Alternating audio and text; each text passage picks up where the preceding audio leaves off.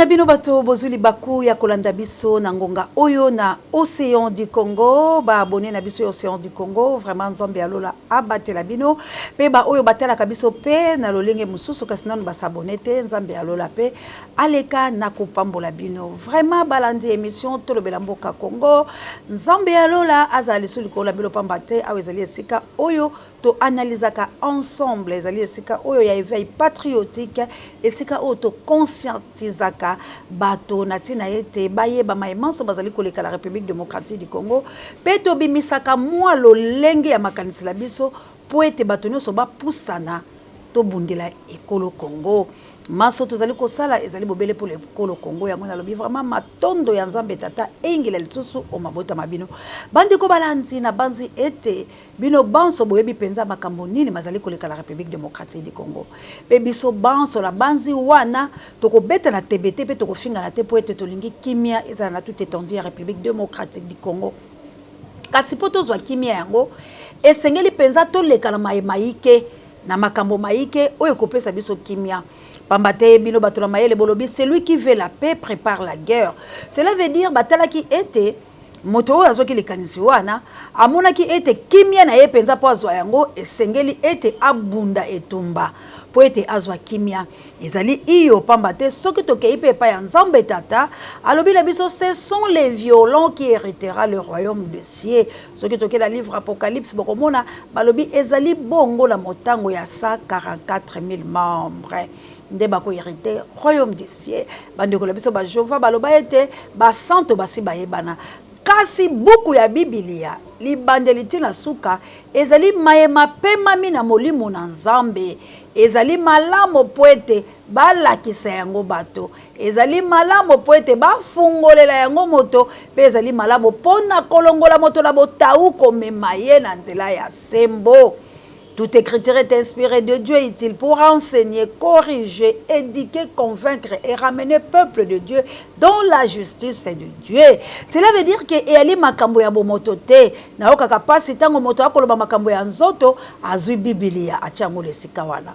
Biblia ezali livre inspiré de Dieu. Soko ali na molimo ya nzambe tata te okomona yango lokola kalao. Soko ali na molimo ya nzambe tata te ata kotangi na français na oto na anglais la yo kasi makambo wale pa na yo ezali bobele Moïse voilé talatina oseya telemaka moi ko tingolela kabilo pe ko fungola Biblia pambate l'esprit de Dieu est descendu sur moi bandeko balanzi ba oyo bayebi ba koyebi sabino ba oyo pe bayebi te ba komona yango lokola liboma nde mafingo mabango ezali kokoba kasi ndeko la ngai esengo la ngai ezalaka tango bato bafingaka pambate ezali moko ya remède oyo ezali koya kobiki sabino po soki bofingi te tokoloba ete tozali so malamu te Yesu Kristo babenga Belzebula bafinga ye babaka ene kuluse kasi tala lelo bisika nyonso bakomisa ye mobali kitoko.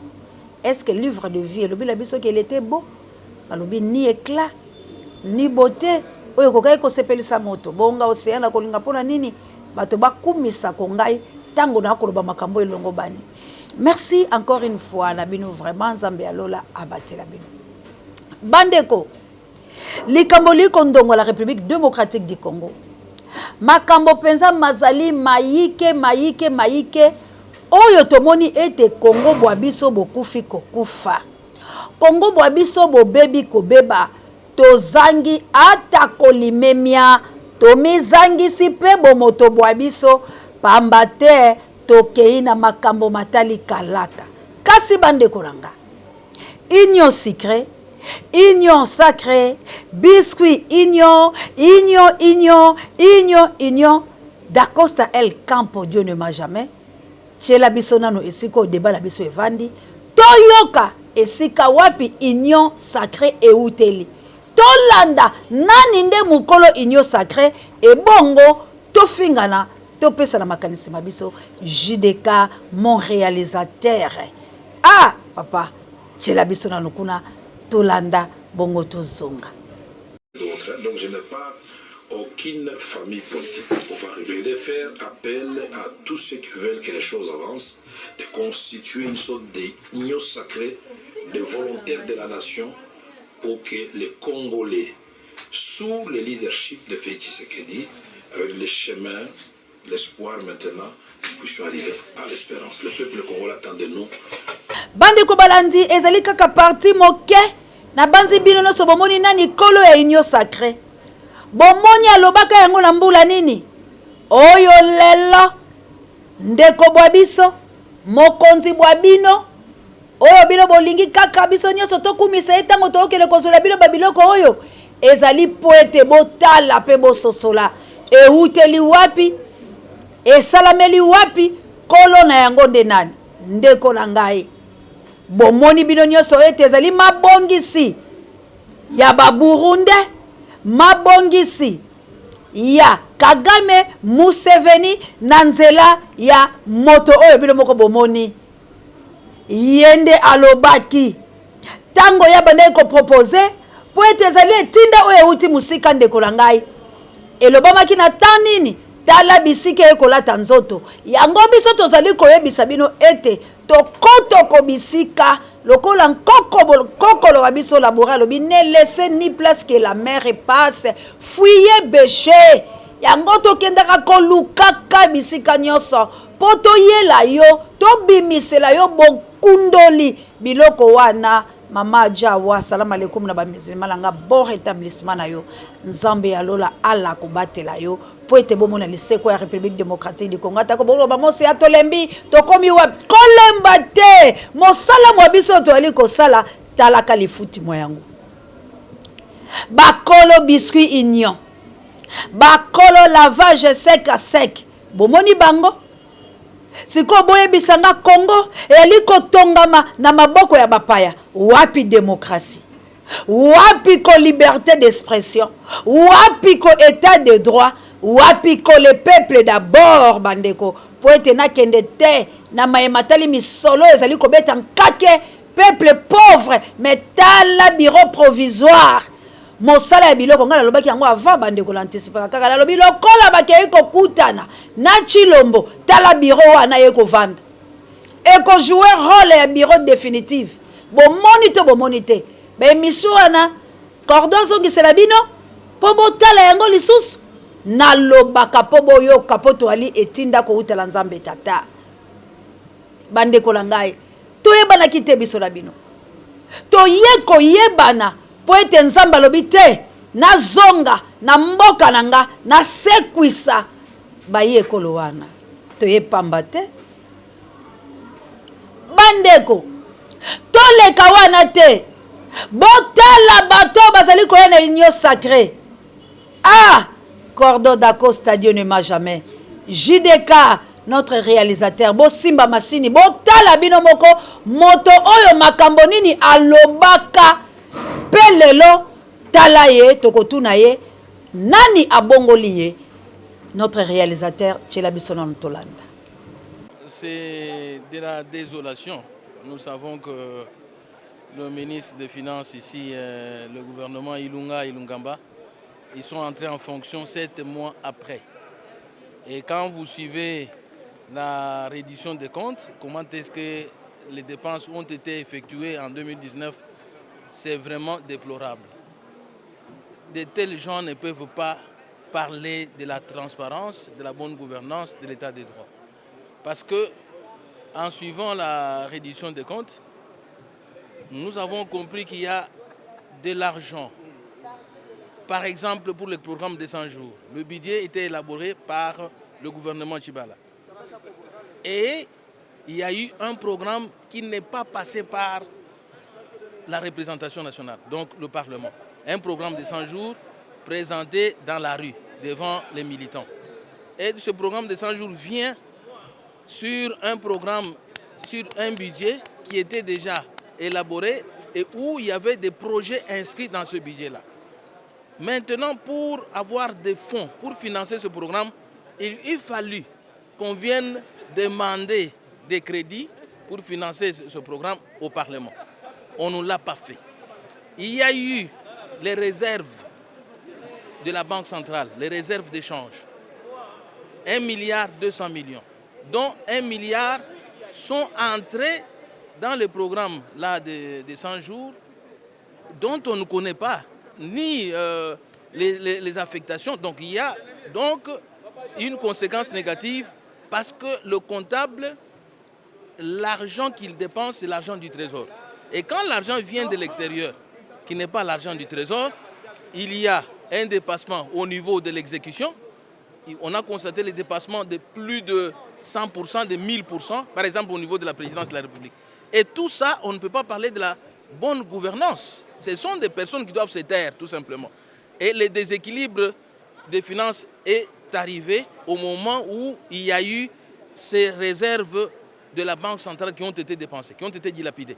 1 milliard ont disparu comme ça. Donc, voilà ce qui constitue notre regret. Regret parce que l'argent de l'État a été dilapidé. Merci bandeko na boy nanga kotanga bakombo. Na banzi nesika wana bomoni moto lelo bakobelela. Kabili, mwana na ye, entre guillemets, baute koza na problème, na première dame, poete, ye abimisa ki basekele, na ye, na Félix Tshilombo, et koma ki boye akimi, kasi bota la ba théâtre, o bazali kosali sabiso. Tout Moulouba qui se respecte, il peut avoir 10 ou 12 femmes ou les talibisoté. Mais l'ikolo ya likondi ya yekolo, et sengelo za la poussi, omi bomba. Pamona kanye ya pusite. Kasi soki makambo na onyo so makomi polele, cela veut dire ki bokonzi la yo ezalite. Bande konde to ali kosenga 2 missions na lombango ya Tshilombo pambate, mboka ekufi kokufa. Mboka e bebi ko beba. Lelo oyo bandeko banga. Lelo oyo mobomi ya Sankuru. Azali parmi bato ya rapport mapping. Azali parmi moto oyo azali cause pe commanditaire. Yaliwa ya Albert Dieka. Dossier ya mona mobali wana elala. Na yebisaka bandeko babango ngala azali kaka pona kotumola likambo soki salamité.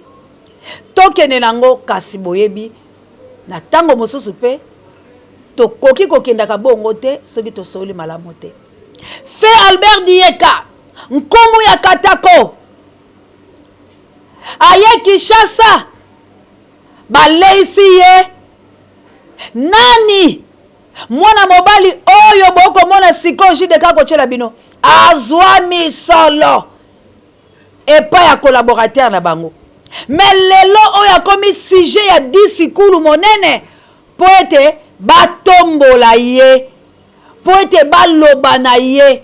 Mais il est parmi les assassins, les génocidaires, parmi les grands tueurs de la République démocratique du Congo. Papa, tshela biso ye na boyo nanga kotanga kombo bango moko bamona ebongo biso tozonga la sima tokela biso la kosukisa.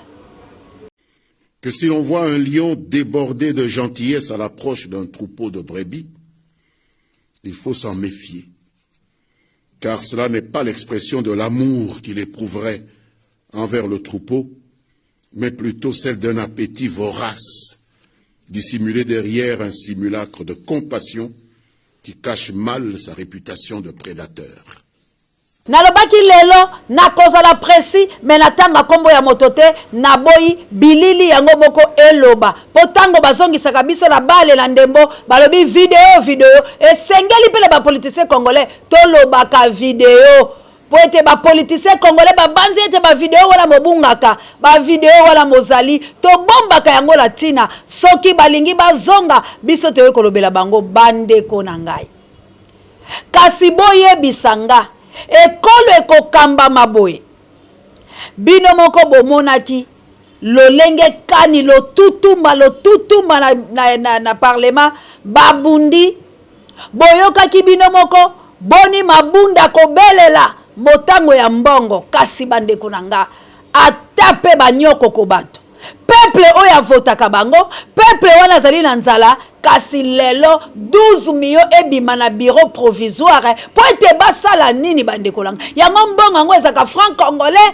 to elaka be mikili ya bapaya oyo ya dollar bandeko langa la uta ekoloba la bino ete trompe asengaki bato bayeba bima balakisa mécontentement ya koyiba ye maponami kasi bazali ko empêcher peuple congolais akende la soulèvement populaire te. Quelle est soki malhonnêteté, soki ingratitude, soki méchanceté na loba yango na bato oyo balingi koya kokota biso na colonie. Na bamboka na bango bazali na ta ko oseton po ete baboya mambi mabe kasi na République démocratique du Congo balobi ba réduire yango en néant ba bafouer ata l'indépendance de la République démocratique du Congo oyo ezalaki arraché par le sang, oyo ezalaki arraché par la force ya peuple congolais oyo bandimaki kokufa baboyi minyoko bayoki nkanda kokata bango maboko balobi te babafuwe makambo la bango wana. Bandeko ba congolais tozali wapi tango tozoboya ko réfléchir, tozali wapi tango sentiment ezomema biso, tozali wapi tango tozolinga kaka yo lia muninga lia te tala sorcellerie tala place bazali kozongisa biso na koinana. Mobutu a fait un grand travail ya koboma 44 multipartisme pour na kozongisa biso na un père. Ezalaki eloko ya kokotisa biso na kati ya amour et triompher. Ezalaki eloko o ya komema biso po ete toza na bolingo. Mais lelo oyo ba occupant, les impérialistes, les occidentaux, complot contre le Congo, mon beau pays, pays riche, scandale géologique, ba comploter contre yango po ba diviser ngai na mwana nanga, ba diviser ngai na maman nanga, ba diviser ngai na papa nanga, ba diviser ngai na entourage nanga. C'est ça qui se fait aujourd'hui. Makambo ezali kosala malelo bakaboli yo na ngai balobi moluba comme ennemi ya mongo, moluba comme ennemi ya moshwaili, moluba comme ennemi ya mokongo, moluba comme ennemi ya moto ya mondundu.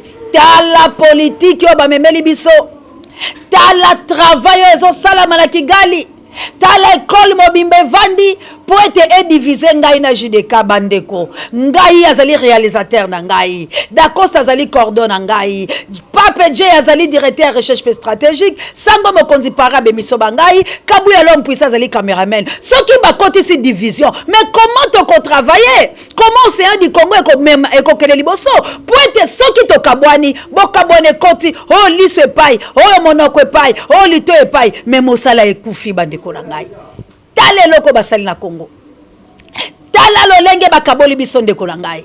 Est-ce que mosala ekosalama balobi ba diviser Congo po Congo ekota na mopotu ekota na moumbu bango ba régner? Tala lelo bato baza censé ya kotonga union secret biscuit union bango wana, ce sont des assassins, ce sont des tueurs, des malfaiteurs, des voleurs. Na yebite na bakisela bango nini siko bango wana nde bato oyo Félix Tshilombo amoni kozwa bango pa sangisa bango. D'où ça vient likanisi oyo? Euti mosika bomoni mokolo union sacrée. Maintenant bozo boya ke Kabila za na kati union sacrée. Bozo boya ke za deuxième grossesse ya Kabila. Vous insultez Martin Fayulu Madidi na komi na ngala suka mwana mboka la bike TV ya lingonga. Pokaka yende il fallait telema ngana lo baka faiblesse ya président Eli ezali kolinga komi pesa homme d'état.